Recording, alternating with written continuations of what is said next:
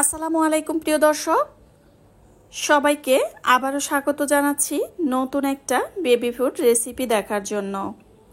দর্শক, সুজি এটা অধিক পরিচিত একটা নাম, কারণ আমরা অনেক মায়েরাই বাচ্চাকে ফার্স্ট সলিড খাবার হিসেবে সুজিকে বেশি প্রাধান্য দিয়ে থাকি।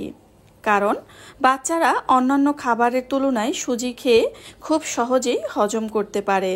তবে এটাও ঠিক যে সুজিতে উচ্চমানের কার্বোহাইড্রেট ছাড়া তেমন কোনো পুষ্টিগুণ থাকে না। সুতরাং এই সুজিকে আমরা পুষ্টিসম্পন্ন করে বাচ্চাকে খাওয়াতে পারি, তারই একটা ছোট্ট রেসিপি আপনাদের সাথে শেয়ার করছি। এভাবে সুজি রান্না করে খাওয়ালে বাচ্চা যেমন পুষ্টি পাবে, তেমনি ওজনও বৃদ্ধি পাবে এবং মস্তিষ্ক বিকাশে সহায়তা করবে, বাচ্চার স্মৃতিশক্তি বৃদ্ধি হবে। প্রিয় দর্শক, ভিডিওটি প্রথম থেকে শেষ পর্যন্ত দেখার অনুরোধ রইল। ভিডিওটি টেনে টেনে যদি দেখেন তাহলে কিন্তু এর কিছুই বুঝতে পারবেন না। তো এখানে চলে আসলাম আমি রান্নায়। আমি প্রথমে কড়াইয়ে পর্যাপ্ত পরিমাণে পানি দিয়েছি। পানি দেওয়ার পরে দিয়ে দিয়েছি পরিমাণ মতো সুজি। আমি কিন্তু সুজিটা বাসায় তৈরি করেছি। আপনারা চাইলে প্যাকেট সুজি দিয়েও খাওয়াতে পারেন, তবে বাসার খাবার সবসময় বেশি নিরাপদ হয়, তাই চেষ্টা করবেন বাচ্চার সুজিটা বাসায় তৈরি করে নেওয়ার। এখানে আমি দিয়ে দিয়েছি সামান্য পরিমাণে বাটার। আপনারা চাইলে ঘিও ব্যবহার করতে পারেন। আপনারা বাটার বা ঘি যে কোনো একটা দিতে পারেন। মূলত এখানে যে কোনো ধরনের একটা গুড ফ্যাট যুক্ত করতে পারেন, যেটা কিনা বাচ্চার স্মৃতিশক্তি বাড়াতে খুবই সাহায্য করবে। প্রিয় দর্শক, বাচ্চার খাবারে 1 বছরের আগে কোনোভাবেই চিনি বা লবণ মিশ্রিত খাবার না খাওয়ানোই ভালো। কারণ লবণ বা চিনি দিয়ে যদি বাচ্চাকে খাবার খাওয়ান, সেক্ষেত্রে দেখা যায় বাচ্চা যখন ছোট থাকে তো তার কিডনি বা লিভারের অনেক ক্ষতিকর প্রভাব ফেলে। আমার বেবি যেহেতু 1 বছরের বেশি, এই কারণে কিন্তু এখানে সামান্য পরিমাণ লবণ দিয়েছি। প্রিয় দর্শক, লবণ বা চিনি তখনই মজা বুঝবে বাচ্চা যখন থেকে তাকে আমরা খাওয়াবো। আর যদি বাচ্চাকে আমরা লবণ চিনি দ্বারা খাবার না খাওয়াই, তাহলে কিন্তু তার মজা সে কিন্তু বুঝতে পারবে না। তো এখানে খাবারটা যেহেতু সুজি দিয়ে খাবারটা রান্না করছি, সুজিকে আরও পুষ্টিসম্পন্ন করার জন্য এখানে আমি নিয়েছি আলু আর সেই সাথে মুরগির ডিম। চেষ্টা করবেন বাচ্চার খাবারে দেশি মুরগির ডিম হলে তো কোনো কথাই নেই। যদি দেশি মুরগির ডিম হয় তাহলে কিন্তু বাচ্চা আরও অধিক পরিমাণে পুষ্টি পেয়ে যায়।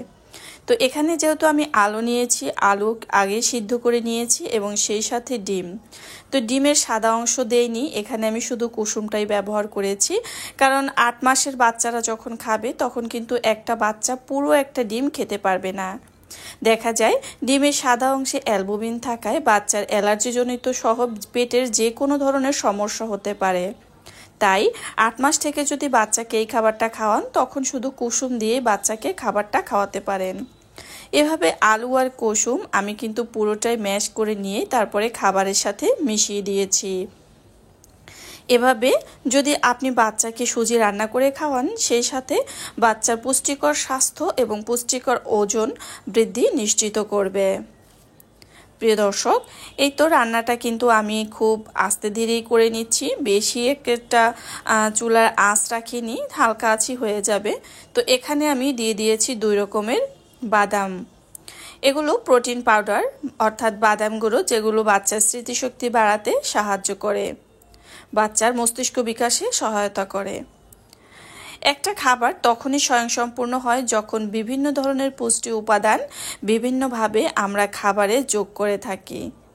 এভাবে যদি ঘনত্ব রাখা হয় তাহলে কিন্তু বাচ্চারা খুব সহজে মজা করে খেতে পারে। দেখতেই পাচ্ছেন কতটা ঘনত্ব রেখেছি।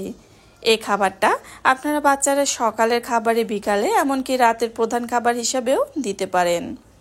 প্রিয় দর্শক, সাধারণ এই সুজি অসাধারণভাবে জাদুর মতো আপনার বাচ্চার স্মৃতিশক্তি বাড়াবে এবং ওজন বাড়াতে কাজ করবে।